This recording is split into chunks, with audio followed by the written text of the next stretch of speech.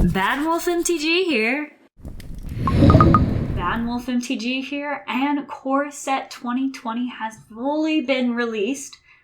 Pre-release is right around the corner, and I've been looking at the cards, and I am super excited.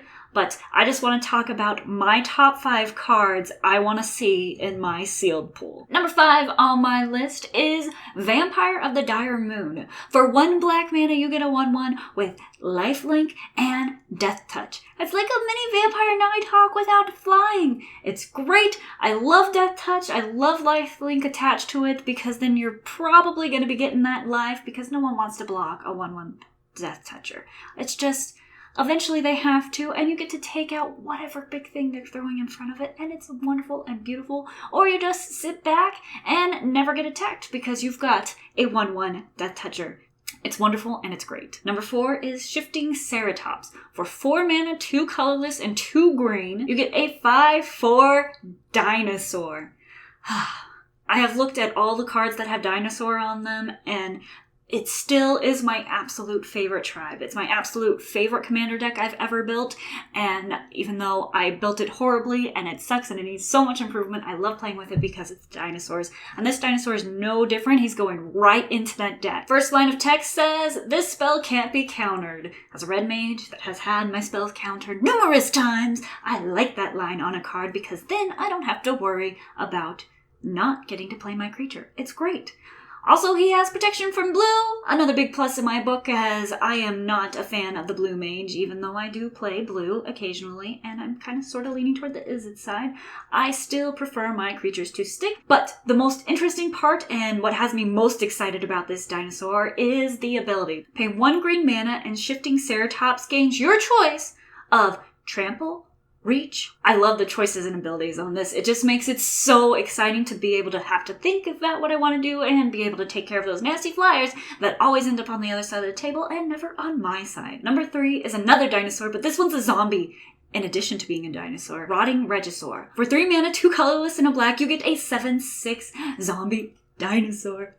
What's even better than just a regular dinosaur? A dinosaur that's come back from the grave to help you out. Oh, it just is great. Plus, it's 3 mana for a 7/6. It does have a drawback. I'm going to put that in a little bit of quotes because with the archetypes that are a little bit in the Core 2020 set, it can be a benefit. At the beginning of your upkeep, you have to discard a card. But there are a lot of cards right now in the Core 2020 set that have lands in the graveyard matter. And so what you can do is you can discard those extra cards that you no longer, extra lands you don't need because you've got your 7/6 out on the table on turn 3, and just attack and swing with this giant dinosaur. Mathing it out, you only have about 3 turns that you actually need to attack and swing for it. So just 3 cards that you're losing. No big deal at all. I think it's well worth the trade-off for a giant zombie dinosaur that's 7/6. Number 2 on the list is the absolute cutest card in the set. Ferocious Pup. For 3 mana, 2 colorless, and a green, you get a 0/1 wolf. I know, that doesn't sound great, but when Ferocious Pup enters the battlefield, create a 2/2 wolf token. You got your little baby cub coming into the party, he's like, "Arr!" And then you've got Mama Wolf behind him being like, "Don't you mess with my kid. I'm just saying, I will go all Mama Wolf on you." As the mom of a baby planeswalker, I know how that wolf mom feels. And the number 1 card I want to see in my pool is Chandra. It's 3 different cards, but I make my own rules for this list. Plus, I need them for my wall. I need all the Chandras for my wall. First off, we have Chandra Novice Pyromancer. 4 mana, 3 colorless, and a red. She starts off at 5 loyalty. Her +1 is elements you control get +1/+0 until end of turn. Her -1 ability puts 2 red mana into your pool. And her -2 ability deals 2 damage to any target. She's not the greatest pyromancer right now, but she is still learning, and that art is absolutely adorable.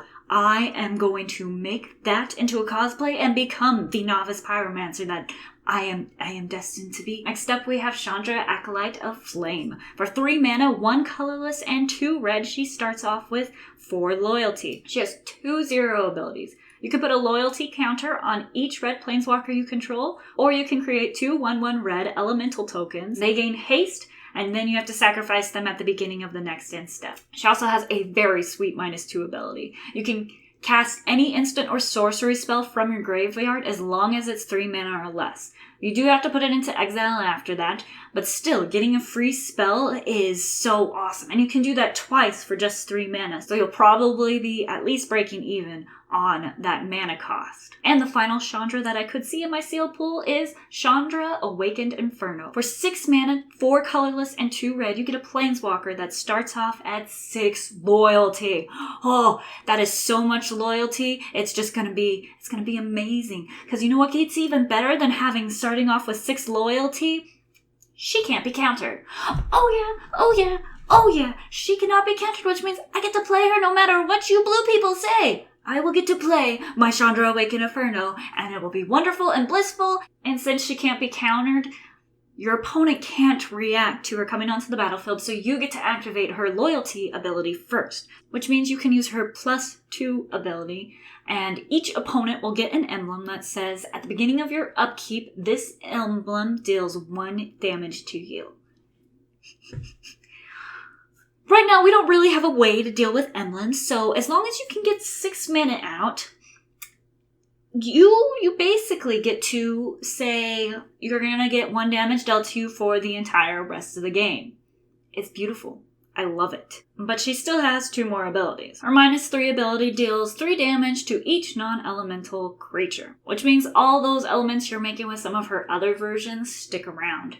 It's really nice. You can have your whole elemental army and just blow away all your opponent's creatures. And she has a -X ability. Deal X amount of damage to a target creature or planeswalker. If that permanent would die this turn, exile it instead. Not my favorite ultimate, but I'm not playing this card for that ultimate. I'm playing this card to +2/+2/+2/+2/+2. That's it. That's all I want to do is just +2 all the things, create all the emblems, and I have my opponent die a slow, painful death on the beginning of their upkeep. So those are the top 5 cards I want to see in my sealed pool. Let me know which cards you want to see in your sealed pool in the comments below. Like this video and subscribe for more.